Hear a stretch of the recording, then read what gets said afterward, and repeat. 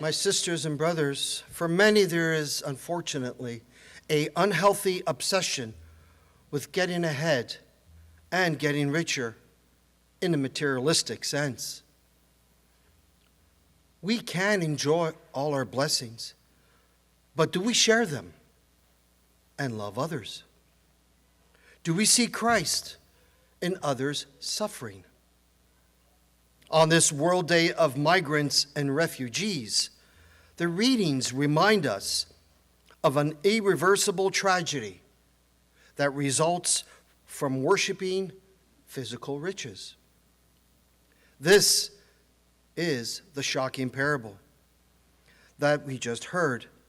And there's no fairy tale ending in it, not at all, at least not for the rich one. And he is the central character in the story.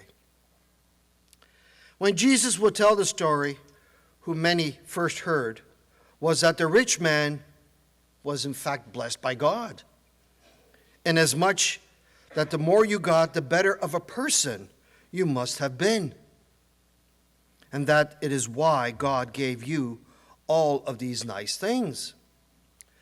Jesus says that the rich man is dressed in purple. The reason being, he wants everyone to know that in the ancient world, purple was a symbolic color of wealth, privilege, and power, because the dyes they used to make that color were extremely expensive. Jesus also says that he wore fine linen, a linen that came from Egypt and was not made in Palestine. And the cost associated with bringing that from Egypt was also very expensive.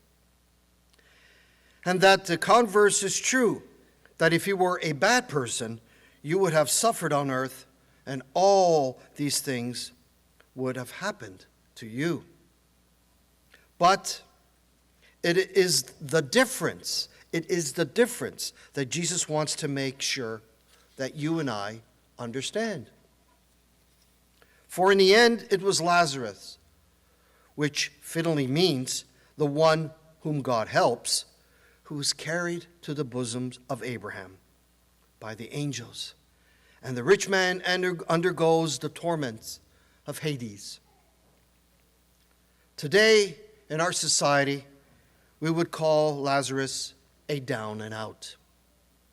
And from time to time, all of us encounter people like that. And I think it is true to say that most of us find these encounters both disturbing and humiliating and humbling. Why is this? We find these encounters disturbing because it arouses in us conflicts of feelings such as pity, discomfort, anger, and even guilt. We find them humbling because when we look at them, we realize that we too are poor, but only in a different way. Down and outs are poor materially. We are poor in compassion, poor in our willingness to help, poor in our capacity to love. In other words, poor at heart. When we think of poverty, we tend to think only of material poverty. But there's a worse kind of poverty. As I just said, poverty of heart. The rich man and Lazarus lived in different worlds. The rich man ate splendidly every day. Lazarus didn't eat at all. The rich man was healthy. Lazarus was covered in sores. The rich man lived in a palace. Lazarus lived in the streets. The rich man lived in an earthly paradise. Lazarus in an earthly hell.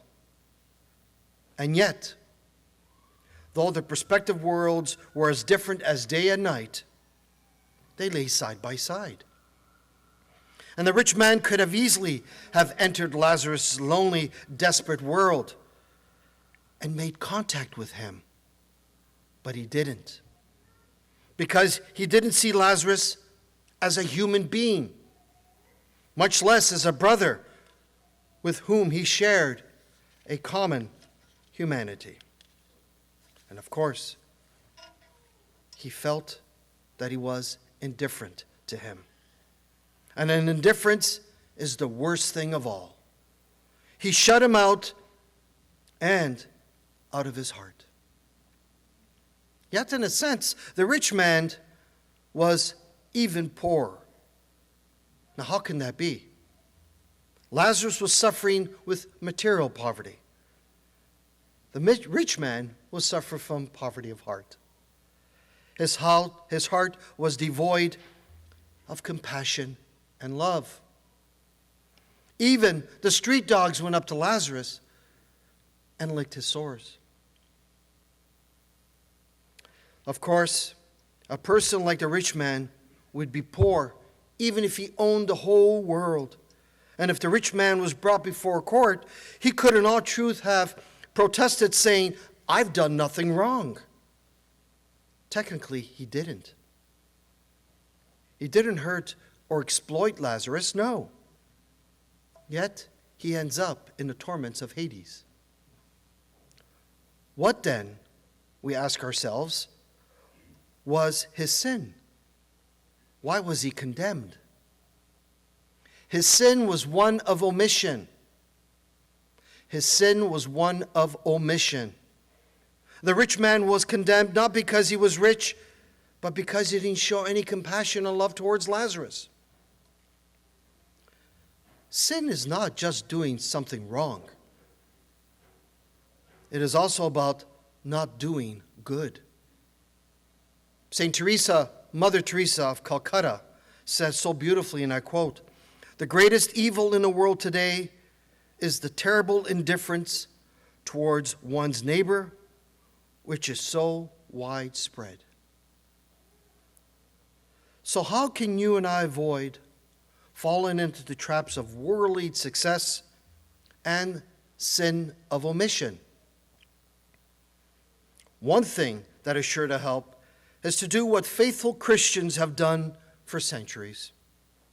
Start each day by offering our works, our sufferings, and our successes to God, and ask Him for guidance.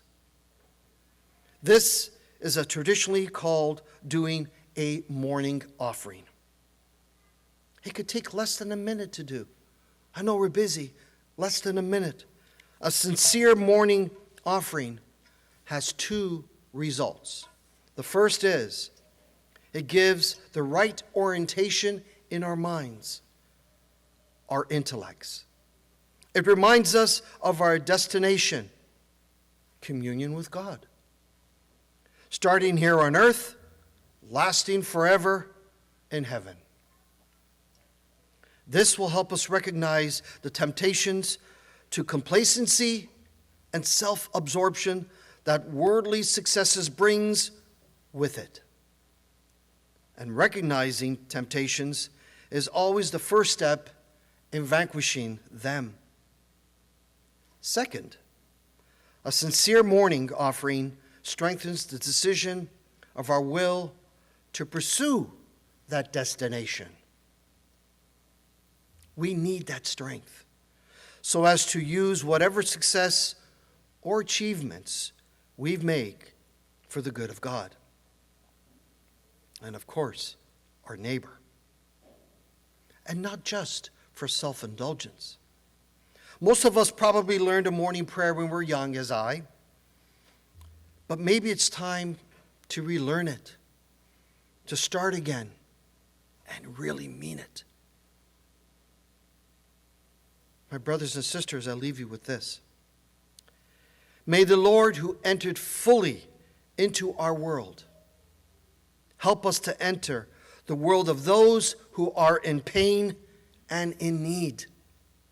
Then, having experienced what life is like for them, we will surely be moved and do what we can to help them and to try to be kind to them, to be generous to them, and to be merciful towards them. Because the measure we give will be the measure we receive.